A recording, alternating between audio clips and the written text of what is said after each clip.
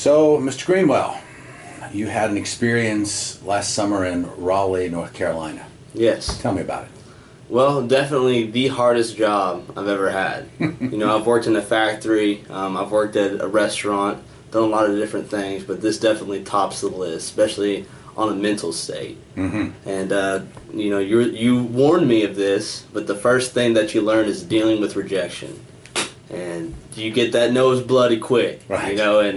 and number one thing is perseverance. A lot of days, you got good days, you got bad days. And you just got to make sure that those good days outweigh the bad by 10 times. Well, how do you convert the bad day into a good day? So explain a bad day and how you convert it into a good day. Well, a bad day is just, it seems like no matter what you say, people aren't wanting to talk to you. It seems like every door you come up, you sound forceful, and then as soon as you walk away from the door, it's like, wow, it's sounding really forceful there. And you catch a lot of the mistakes that you do. Mm-hmm. And if that's happening and you're getting a lot of rejection, maybe minimize the goal. Don't automatically try to go for the sale. Have that first goal just be, all right, let me get a good conversation in. Let me get a walk around. Let me show some issues. And Took you a while to learn that. Best. Yes. And when I first started, I would consider anything that wasn't a sale a failure. And that's just not the way that you need to go about it.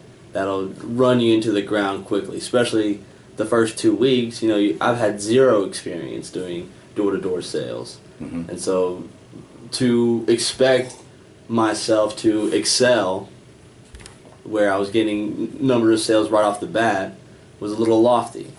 And I think it's important to have high expectations for yourself, but when you're having days that are just kind of grinding out, just kind of not lower the expectations, but take victories as they come.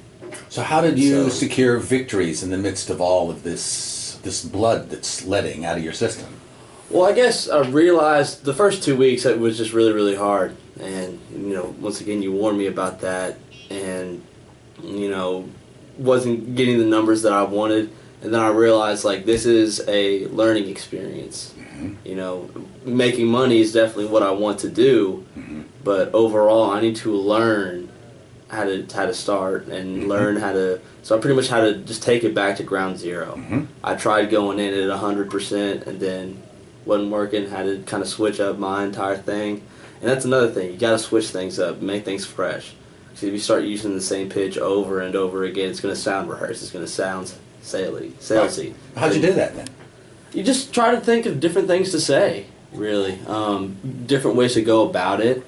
Realize that other people have the different personality types, and you try to have to match that, and mm-hmm. that's definitely easier said than done. Mm-hmm. And that's one of the hardest parts is reading people, mm-hmm. and trying to pick up the signs on what is grabbing their attention and what isn't grabbing their attention, what is important to them and what isn't important to them. Mm-hmm. And what I was doing first off was just trying to go straight into what we do as a company, talk about all about us. And then I can't tell you how many times Chris Darius said, it's not about you. It's about them. Right. And you just realize you just got to get them talking, get them comfortable, and realize that you're not there to try to sell them everything. You're there to get them interested to buy. And so, and that was definitely easier said than done. And towards my best weeks were my last 2 weeks. Exactly. And so, it ended on a pretty good note. But it was definitely a very, very challenging experience. But it was rewarding. I would definitely agree to that. So, how did that experience shape your view of sales, of professional selling as a career? Well, I realized that it was going to be a challenging profession.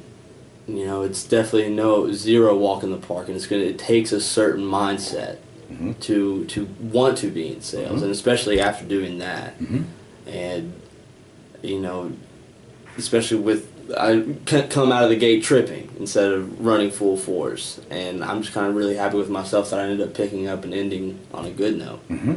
and so I guess with my perception of it is just the importance of staying positive, and that's really with anything that you do. Mm-hmm. How did you stay positive in this job?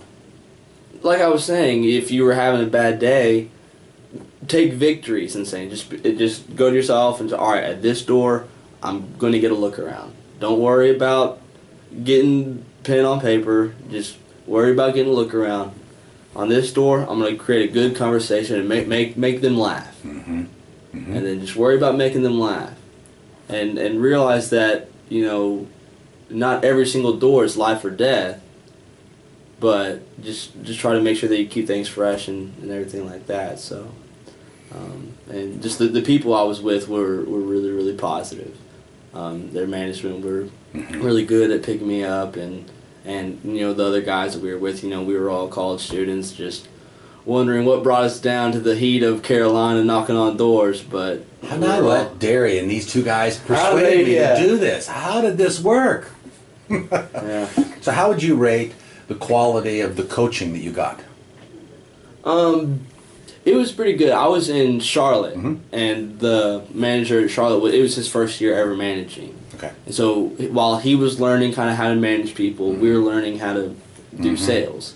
You know, he was a fantastic salesman. He had gotten, I think, over 400 accounts the summer before. And so he ended up being a manager at the Charlotte office, the first satellite location. And but definitely it was an interesting atmosphere. You know, everybody was competitive. You know, we were not only competitive because we wanted to get more sales than our friends. Now, my roommate now went down there with me, and we were always butting heads trying to get the advantage of each other. But we were also supportive, and you know, if we all helped each other out on the doors and gave each other tips and stuff like, "Hey man, you're sounding a little salesy right now. Just calm it down." Cool. And it was a very, very supportive atmosphere. I think they were. You could definitely tell that they cared about you. They weren't just interested in having you get contracts for them. They wanted you to kind of learn and grow. So definitely helped me out.